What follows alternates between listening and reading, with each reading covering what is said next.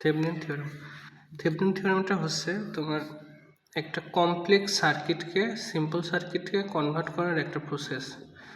এটা থেভেনিন থিওরেমটা বিষয়টা হচ্ছে কমপ্লেক্স একটা সার্কিট থাকবে, কমপ্লেক্স সার্কিট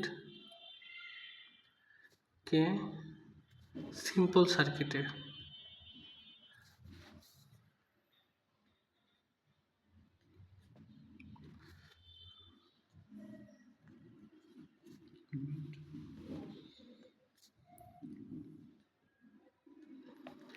কমপ্লেক্স সার্কিটকে সিম্পল সার্কিটে কনভার্ট করার প্রসেস।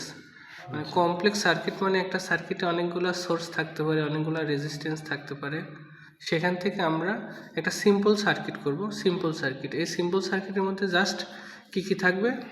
সিম্পল সার্কিটের মধ্যে থাকবে একটা ভোল্টেজ সোর্স,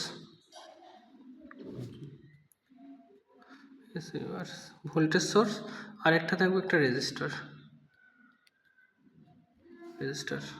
এই ভোল্টেজ সোর্সকে আমরা ভিটিএস বলবো আর রেজিস্টারকে বলবো আরটিএস।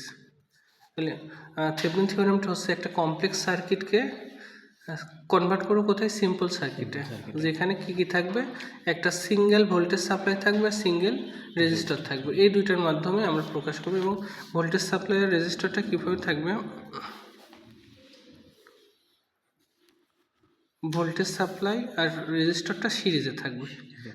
এই যে এইটাকে আমরা ভিটিএস বলবো, এটার নাম হবে হচ্ছে আরটিএস। আর এখানে আমার যদি একটা লোড রেজিস্ট্যান্স থাকবে অথবা না থাকলে না। এই যে এইটাতে কনভার্ট করার প্রসেসই হচ্ছে থেভেনিন থিওরেম। আমি উদাহরণ হিসেবে লিখতে পারি যে একটা কমপ্লেক্স সার্কিট আছে, যেরকম তোমার ধরো একটা ভোল্টেজ সাপ্লাই আছে, একটা রেজিস্টার আছে, আর একটা রেজিস্টার আছে, এখানে আর একটা ভোল্টেজ সাপ্লাই আছে, এখানে রেজিস্টার আছে, এখানে রেজিস্টার আছে, এখানে একটা কারেন্ট সাপ্লাই দিলাম, এখানে আমি ধরলাম যে এই টার্মিনাল হচ্ছে এবি। এই যে এখানে ধরলাম যে একটা ভোল্টেজ সাপ্লাই ভিএস, আর1, আর2, আর3, আর4, এখানে একটা ভিএস আছে ভি1 দিয়ে, এটা ভি2 দিয়ে, এখানে একটা কারেন্ট সোর্স আইএস। তাহলে দেখো তো অনেকগুলো একটা কমপ্লেক্স সার্কিট না এটা। এই সার্কিটকে আমি কি করব? একটা ভোল্টেজ, মানে এই সার্কিটকে ইকুইভ্যালেন্ট একটা ভোল্টেজ সাপ্লাই পাবো, আর একটা হচ্ছে রেজিস্টার। এই দুইটা সিরিজে থাকবে, রেজিস্টারটা কিসে থাকবে? সিরিজে থাকবে। আর ভিটিএস, এই যে আমরা কনভার্ট করলাম, এই প্রসেসটার নামটাই হচ্ছে কি? Thevenin theorem. ঠিক আছে, তো থেভেনিন থিওরেম তাহলে আমাদের একটা কমপ্লেক্স, দেখো এখানে ভোল্টেজ সাপ্লাই দুইটা আছে, কারেন্ট সোর্স আছে, সবগুলোকে আমাদের কারেন্ট সোর্স থাকলেও কিন্তু শেষ পর্যন্ত কারেন্ট সোর্স আর থাকবে না।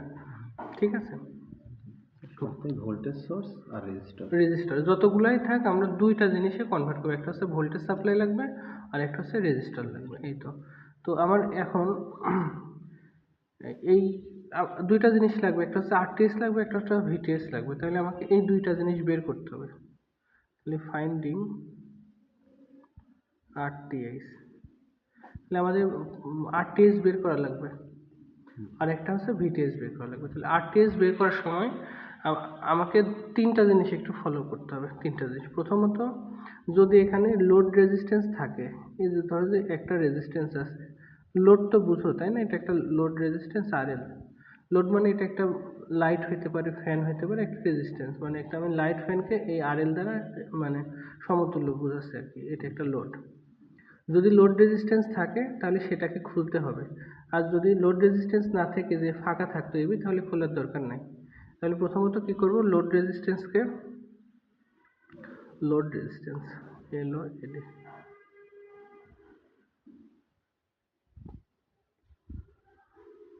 প্রথমত কি করব? লোড রেজিস্ট্যান্সকে খুলে দিব।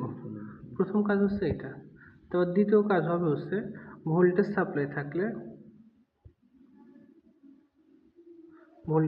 থাকলে শর্ট করব, আর কারেন্ট সাপ্লাই থাকলে ওপেন করব।